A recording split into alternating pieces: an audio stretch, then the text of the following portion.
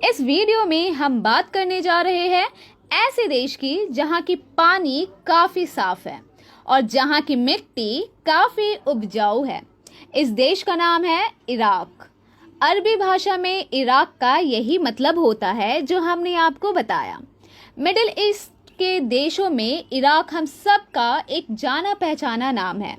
Iraq की राजधानी Baghdad भी काफी फेमस है और उसी तरह फेमस है इराक में बने अली बाबा 40 चोर की कहानी और बगदाद की राजकुमारी जैस्मीन और अलादीन की बनी प्रेम कहानी। कहने को तो इराक में सिर्फ 2 बड़ी नदियां हैं जिनका नाम टिग्रिस और फरात है, लेकिन इन्हीं 2 नदियों के बीच में दुनिया के सबसे पुरानी सभ्यताओं में से एक मेसोपोटामिया हुआ करता था। कई किताबों में भारत और मेसोपोटामिया के व्यापारिक रिश्तों के बारे में भी लिखा हुआ है। उसी जमाने से इराक और भारत के संबंध एक दूसरे से जुड़े हुए हैं।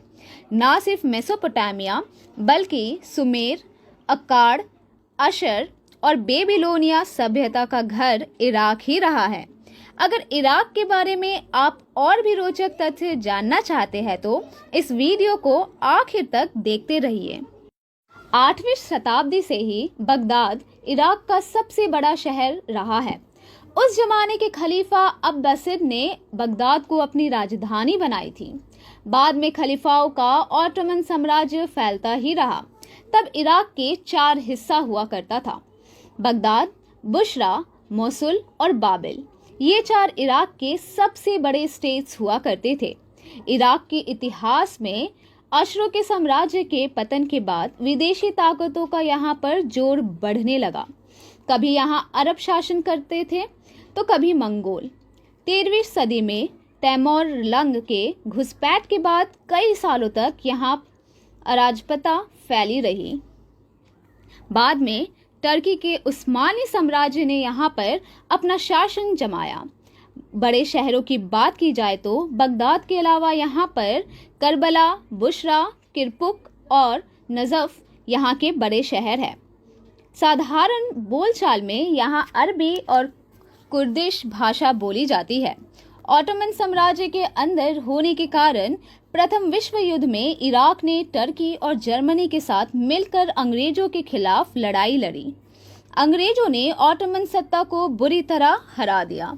इसके बाद कई सालों तक ब्रिटेन ने इराक पर कब्जा बनाए रखा। इसके बाद इराक में गृह युद्ध शुरू हुआ, जिससे परेशान होकर अंग्रेजों ने 3 अक्टूबर 1932 को इराक छोड़ दिया। इसी दिन इराक स्वतंत्र घोषित किया गया। स्वतंत्रता के बाद इराक में राजतंत्र की शुरुआत हुई। इराक के राजा फैजल ब्रिटेन की सहायता से 1958 तक सत्ता पर काबिल रहे। इस दौरान इराक के राजा फैजल हर काम को करने के लिए ब्रिटेन की सहायता लेते रहे, जिस वजह से इराक में अंग्रेजी सभ्यता हावी होने लगी।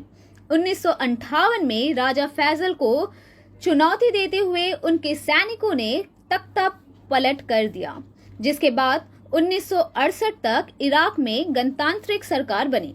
1968 में समाजवादी अरब आंदोलन शुरू हुआ, जिसका मकसद था पूरे मिडिल ईस्ट के मुस्लिम देशों को जोड़कर एक समाजवादी अरब देश बना लेना। इस आंदोलन में मुख्य रूप से बाथ पार्टी का उदय हुआ।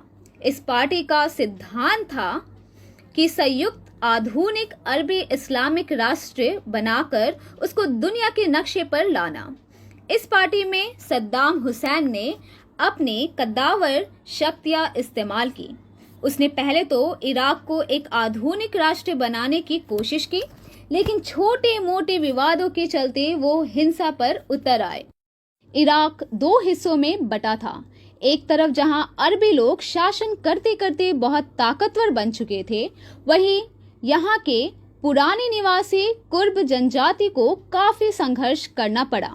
सद्दाम हुसैन की बाथ पार्टी अरबों को ज्यादा भाव देने लगी, जिसके चलते कुर्दों ने संघर्ष शुरू किया।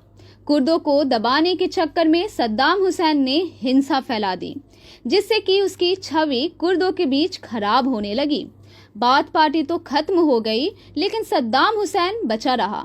1979 में पड़ोस के ईरान ने अमेरिका की सहायता से एक इस्लामिक जनतांत्रिक सरकार बनी।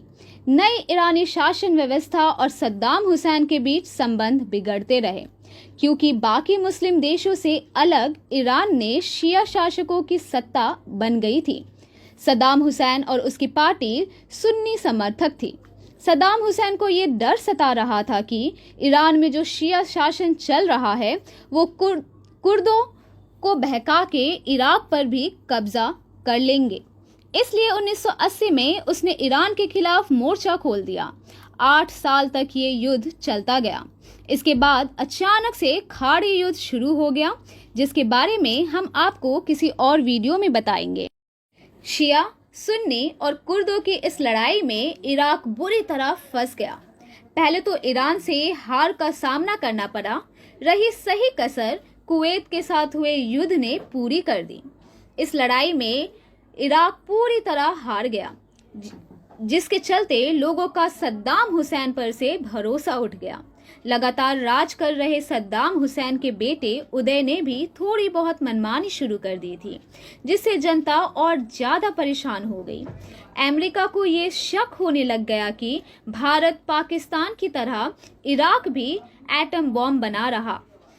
इस शक का असल कारण ये था कि पूरे मिडिल ईस्ट में एक सद्दाम हुसैन ही ऐसा नेता था जिसका भारत के साथ अच्छा रिश्ता था।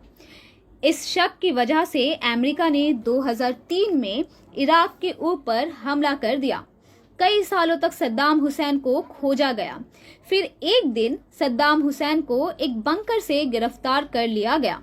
इस बीच कई रोचक तथ्य पता चले। सबसे पहले तो ये पता चला कि इराक के हर बड़े शहर में अंडरग्राउंड ट्रांसपोर्ट सिस्टम की व्यवस्था मौजूद है। दूसरी चीज ये पता चली कि सद्दाम हुसैन ने अपने जैसे दिखने वाले 26 क्लोन तैयार किए थे।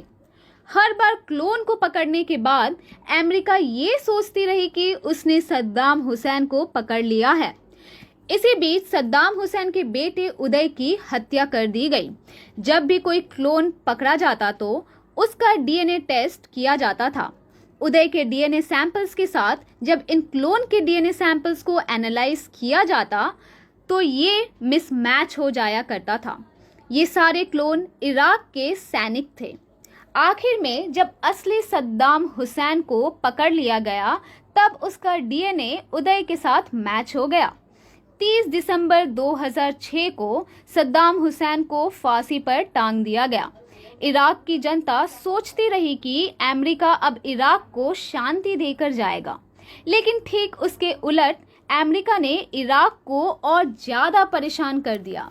वैसे तो इराक इस दुनिया का 5वां सबसे बड़ा ऑयल एक्सपोर्टर देश है, लेकिन राजनीतिक अशांति के कारण वो कभी तरक्की नहीं कर पाया।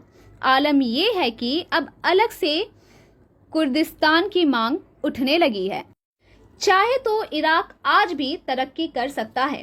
तेल के साथ साथ इराक के पास व्यापार करने के लिए शहद भी एक बहुत बड़ा प्रोडक्ट है।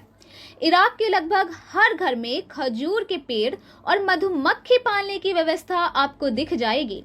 इराक के नॉनवेज डिशेस दुनिया में खासे मशहूर है और इराक में घूमने के भी एक से बढ़कर एक जगह मशहूर है। इराक के पास सिर्फ एक ताकतवर राजनीतिक शक्ति का अभाव है। आज भी भारत के 20 रुपए देने पर इराक के एक डिनर मिलती है। कितनी तगड़ी करेंसी होने के बावजूद अगर आज भी इराक खड़ा नहीं हो पाया तो शायद कभी भी खड़ा नहीं हो पाएगा। इस वीडियो में हमने आपको इराक से जुड़ी कई छोटी और बड़ी बातें बताई है। इराक से जुड़ी इतनी सारी जानकारियां शायद आपको किसी भी वीडियो में नहीं मिलेगी। अगर आपको ये वीडियो पसंद आई हो तो आप इससे लाइक कर दें। करंट अफेयर, जियो पॉलिटिकल स्टडीज और इतिहास पढ़ने वाले लोगों तक इस वीडियो को शेयर करें और ऐसे ही इंफॉर्मेटिव वीडियो के लिए देखते रहे लोकल टीवी।